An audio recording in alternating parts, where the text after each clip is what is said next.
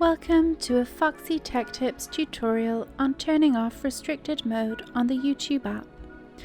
If you find this tutorial helpful, please consider subscribing to my channel and liking the video.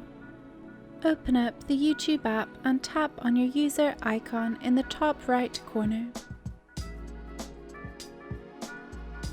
Then tap Settings from the menu that appears. In Settings, tap on General. Scroll down the General settings to Restricted Mode, then switch the toggle off to the right of it. When the toggle is off, it will change from blue to grey. Restricted Mode will now be switched off. And that draws an end to this tutorial. Please like the video if you found it helpful and subscribe to Foxy Tech Tips for more YouTube tips and tricks.